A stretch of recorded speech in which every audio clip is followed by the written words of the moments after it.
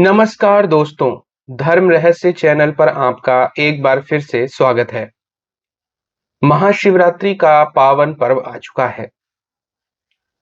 यह मैं पहले भी बता चुका हूं कि 4 रात्रियां जो वर्ष में बहुत महत्वपूर्ण होती हैं, उसमें शिवरात्रि हो, होली हो, कृष्ण जन्माष्टमी हो या फिर दिवाली हो, यह बहुत ही शुभ समय होता है अपने इष्ट को प्रसन्न करने का। और भगवान शिव के लिए और उनकी प्रसन्नता को प्राप्त करने के लिए शिवरात्रि से उत्तम पर्व कोई दूसरा नहीं मिलता। तो हम पूरे वर्ष इंतजार करते हैं कि हम भगवान शिव की इस वक्त कोई साधना, उपासना इत्यादि करें, जिससे उनकी कृपा हमें प्राप्त हो सके। तो आज मैं महाशिवरात्रि के विषय में पावन कथा, वर्णन, विवरण और बाकी चीजें आपको इस वीडियो के माध्यम से बताऊंगा। तो सबसे पहले हम लोग जानते हैं कि आखिर आप का समय क्या रहेगा महाशिवरात्रि का। तो 18 फरवरी को महाशिवरात्रि मनाई जाएगी और 2023 के इस वर्ष में कृष्ण पक्ष की चतुर्दशी तिथि यानी 14वां दिन 18 फरवरी को रात 8:02 से शुरू हो रहा है और अगले दिन 19 फरवरी 4:18 पर समाप्त होगा।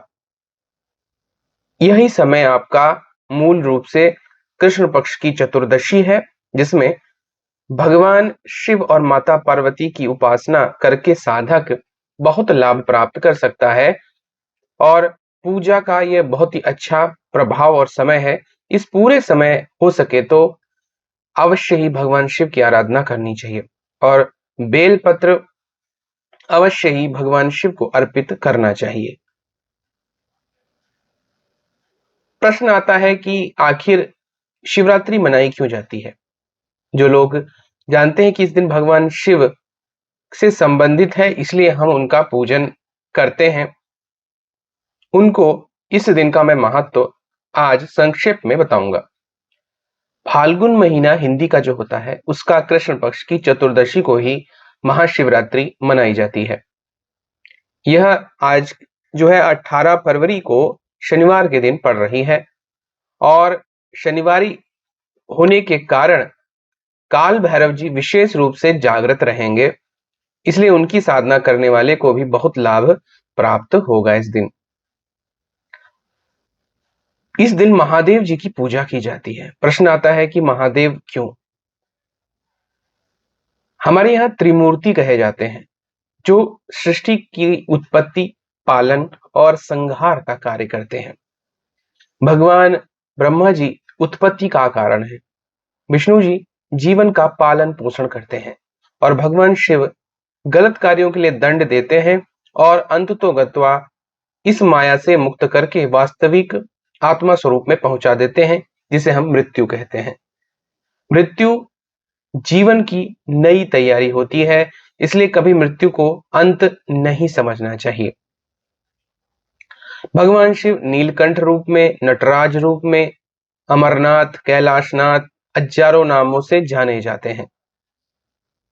भगवान शिव केवल निराकार स्वरूप है, उनको प्रसन्न करने के लिए ही उनके साकार स्वरूप की कल्पना की गई है और इसी आधार पे हम उन्हें प्रकृति से मिलन यानी माता पार्वती से उनके मिलन को इस दिन मानते हैं। यह माना जाता है कि आज दोनों लोगों का विवाह हुआ है। सृष्टि का निर्माण जब होता है तो ईश्वर की जो ऊर्जा है वह जब प्रकृति के साथ मिलती है तभी नवजीवन उत्पन्न होता है। तो सबसे पहला दिन सृष्टि के निर्माण का शिवरात्रि ही था। इसीलिए सृष्टि का जब निर्माण होता है उस दिन विशालकाय अग्नि लिंग स्वरूप में भगवान शिव प्रकट हुए थे, जैसे कि हम ऊपर उठते हुए अग्नि को देखते हैं। यह करोड़ों सूर्यों के समान तेजस्वी लिंग स्वरूप था जो भगवान शिव का प्रकट हुआ था, जो कि आग प्रकट हो रही थी। कहते हैं फाल्गुन महीने की कृष्ण पक्ष की चतुर्दशी को सूर्य और चंद्र अधिक नजदीक रहते हैं। इसी दिन को शीतल चंद्रमा और रौद्र शिव रूपी सूर्य का मिलन हो जाता है। यही तिथि चतुर्दशी के रूप में मनाई जाती है। कहते हैं कि दुनिया को रुद्र अवतार में तांडव करते हुए अपनी तीसरी नेत्र से भंग कर देने वाले भगवान शिव का शांत स्वरूप हो जाता है और इस दिन माता पार्वती के साथ भगवान शिव का विवाह हुआ था। यह भगवान शिव की यह रात्रि शत्रुओं पर विजय दिलाने वाली, मन को शांत करने वाली, करोड़ों गुना पुण्य देने वाली रात्रि मानी जाती है। इसलिए इस रात्रि जागरण को करना चाहिए। भगवान शिव को अवश्य ही प्रसन्न करने की कोशिश इस दिन करनी चाहिए। शिवरात्रि इसलिए महत्वशाली है क्योंकि अगर हम तंत्र, मंत्र, योग, पूजा पाठ इसके जो आदि गुरु हैं उनका स्मरण अवश्य करें, क्योंकि इन्हें ही भगवान शिव कहा जाता है। और सारी पूजा पाठ, तंत्र मंत्र, यंत्र, विधि विधान और जो भी शक्तियां हैं वह सब भगवान शिव से प्रकट हुई हैं और इस तंत्र के सबसे बड़े आदि गुरु होने के कारण महाशिवरात्रि का दिन जागृत रहता है। योगिक क्रियाओं के लिए यह दिन बहुत महत्वशाली होता है। जब भगवान महाशिवरात्रि को प्रकट हुए थे तो अग्नि स्वरूप में इनका ना तो कोई आदि था ना ही कोई अंत था। यह भी माना जाता है कि कृष्ण पक्ष की चतुर्दशी को 64 जगहों पर भगवान शिवलिंग प्रकट किए थे। महाशिवरात्रि को भगवान शिव सांसारिक जीवन शुरू करते हैं। इससे पता चलता है कि यह दिन संसार के लिए कितना महत्वपूर्ण है। इसी दिन से व्यक्ति सांसारी हो जाता है और जीवन के रस का आनंद लेता है। इस दिन भगवान शिव के मंदिर में जाकर उनके शिवलिंग पर अर्पित और पूजा पाठ अवश्य करना चाहिए। अगर नहीं भी जाते हैं तो घर के भी आप छोटे से शिवलिंग पे पूजा पाठ कर सकते हैं। अंगूठे से छोटे आकार का ही शिवलिंग घर में रखना चाहिए और अगर पारद शिवलिंग है तो बहुत उत्तम बात है, क्योंकि पारद शिवलिंग की पूजा से बहुत अधिक प्रभाव पड़ता है। इसके अलावा अगर हम बात करें कि आखिर भगवान शिव की पूजा और प्रार्थना में लोग अवश्य ही व्रत रखते हैं और जो लोग भी व्रत रखते हैं उनको काफी लाभ होता है, पुण्य प्राप्त होता है। इसलिए हो सके अगर आपके अंदर सामर्थ्य है तो अवश्य ही इस दिन व्रत रखना चाहिए और जितनी देर शिवरात्रि रहती है उतनी देर आपका व्रत अवश्य ही चलना चाहिए। जो लोग कमजोर हैं या किसी तरह की विशेष बीमारी है या वो सक्षम नहीं है, वह ना भी व्रत रखें तो भगवान शिव का मानसिक जाप अवश्य ही करना चाहिए। उनकी कृपा अवश्य प्राप्त होती है, क्योंकि इससे अच्छा दिन भगवान शिव की आराधना और पूजा का कोई दूसरा नहीं होता है। इस संबंध में जो व्रत की कथा आती है, हालांकि सब लोग जानते हैं इस कथा के बारे में, लेकिन इस कथा को अवश्य ही श्रवण करना चाहिए। तो कहते हैं एक बार माता पार्वती ने भगवान शिव से पूछा, कोई ऐसा सरल व्रत है जिसकी कृपा से मृत्यु लोक का प्राणी आपकी कृपा को सहज रूप से प्राप्त कर ले। तब भगवान शिव कहते हैं कि शिवरात्रि का अगर कोई व्रत करता है तो उसे निश्चित रूप से मेरी कृपा मिलती ही है। तो उन्होंने बताया कि अघोर, अधम, अपराधी, पापी व्यक्ति भी शिवरात्रि को अगर पूजन करता है तो वह पाप से मुक्त हो जाता है। इसीलिए अब मैं आपको एक इसकी कथा सुनाता हूं, जब मैंने एक शिकारी पर कृपा की थी। तो कहते हैं एक गांव में एक शिकारी रहता था।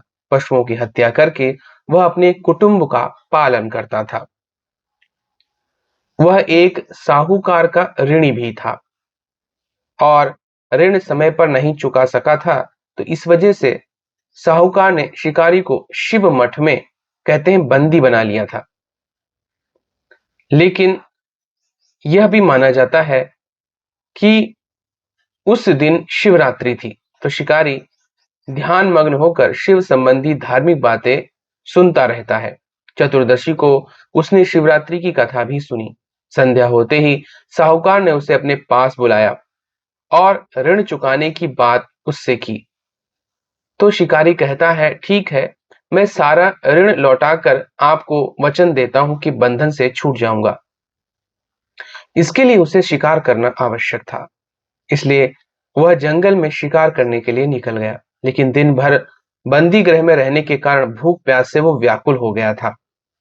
शिकार करने के लिए वह एक तालाब के किनारे बेल के वृक्ष पर अपना पड़ाव बनाता है और उस पर चढ़कर बैठ जाता है। बेल वृक्ष के नीचे प्राकृतिक शिवलिंग बेल पत्रों से ढका हुआ था और इस बात को शिकारी का पता नहीं था। जब वह ऊपर बैठा था तो वह बार बार शिव कथा को याद करते हुए लगातार बेल पत्र तोड़ तोड़कर नीचे गिराता जा रहा था, क्योंकि उसे यही बात समझ में आ रही थी कि कब उसे कोई शिकार दिखेगा। इस प्रकार दिन भर भूखा और प्यासा शिकारी का अपने आप व्रत हो गया और शिवलिंग पर बेलपत्र भी वो लगातार चढ़ाता रहा। और क्योंकि शिव कथा उसने और बाकी पूजा पाठ मंत्र वगैरह सुने थे, तो वह मानसिक रूप से उन चीजों को याद भी कर रहा था। कहते हैं, एक पहर रात्रि का बीत जाने के बाद एक गर्भिणी मृगी यानी कि हिरन तालाब पर पानी पीने पहुंचती है। शिकारी ने धनुष पर तीर चढ़ाकर यूं ही प्रत्यंचा खींची, वह मृग बोली कि मैं गर्भिणी हूं, शीघ्र ही प्रसव करूंगी। तुम एक साथ दो जीवों की हत्या करोगे, यह ठीक नहीं है। मैं अपने बच्चे को जन्म देकर शीघ्र ही तुम्हारे सामने आ जाऊंगी, तब मुझे मार लेना। यह सुनकर शिकारी के मन में दया आ जाती है और वह फिर मृगी झाड़ियों में चली जाती है। कुछ ही देर बाद एक मृग उधर से निकलता है। शिकारी फिर प्रसन्न हो जाता है और धनुष बाण चढ़ाता है। तब उसे देख मृग ने निवेदन किया कि हे पारधी, मैं थोड़ी देर बाद ऋतु से निवृत्त हुई हूँ, कामोत्तर होकर घूम रही हूँ, अपने प्रिय की खोज में भटक रही हूँ। मैं अपने पति से मिलकर शीघ्र ही तुम्हारे पास आ जाऊंगी। इस प्रकार दूसरा जो मृग था उसको भी उन्होंने जाने दिया। दो बार शिकार खोकर उसका माथा ठनका, वह चिंता में पड़ गया। रात्रि का आखिरी प्रहर बीत रहा था कि तभी एक अन्य मृगी अपने बच्चों के साथ घर से निकली।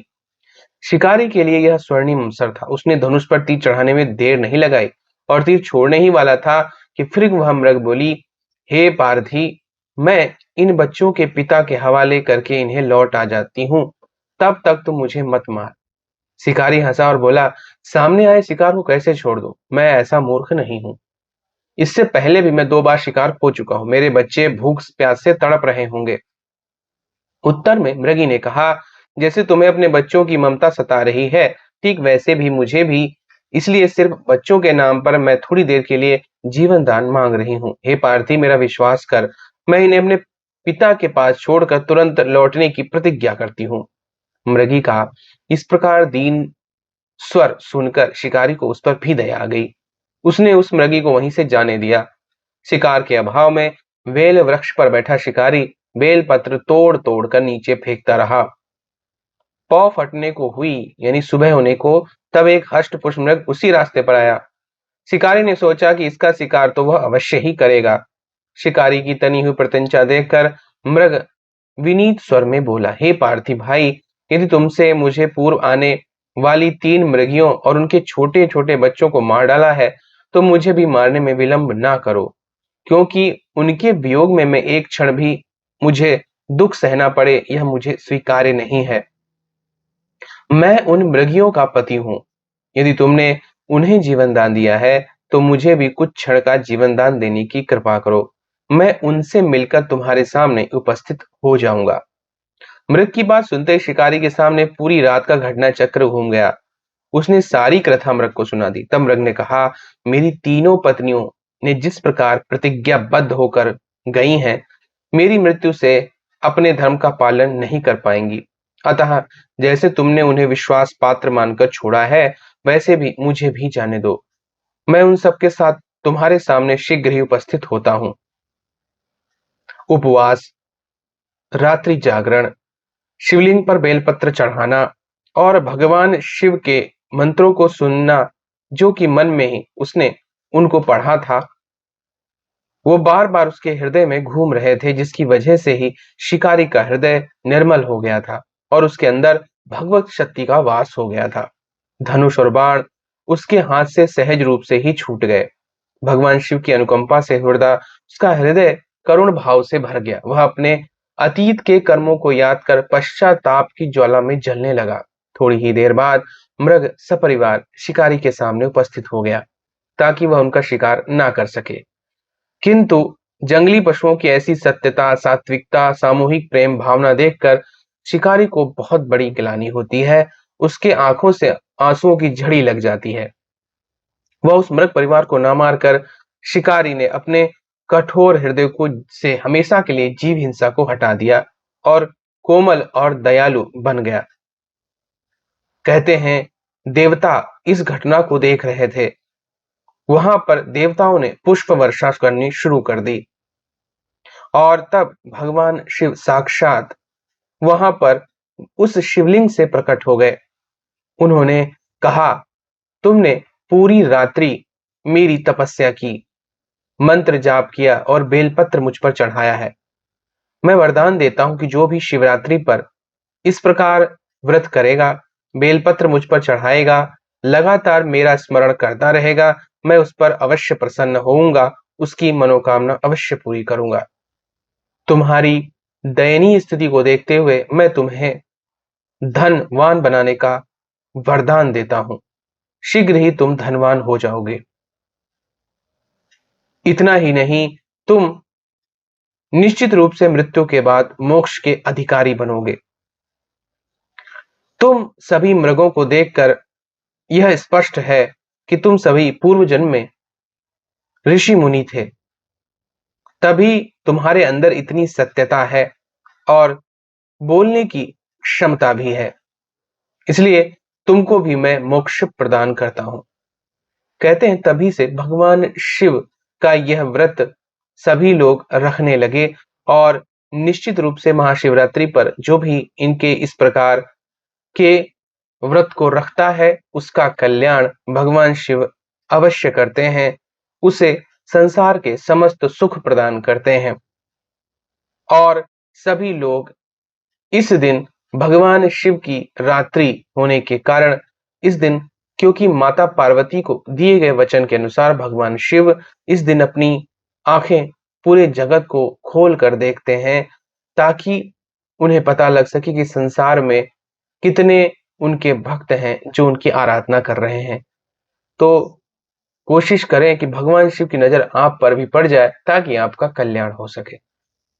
तो यह था आज का वीडियो। अगर आपको यह वीडियो पसंद आया है तो लाइक करें, शेयर करें, सब्सक्राइब करें। आपका दिन मंगलमय हो। धन्यवाद।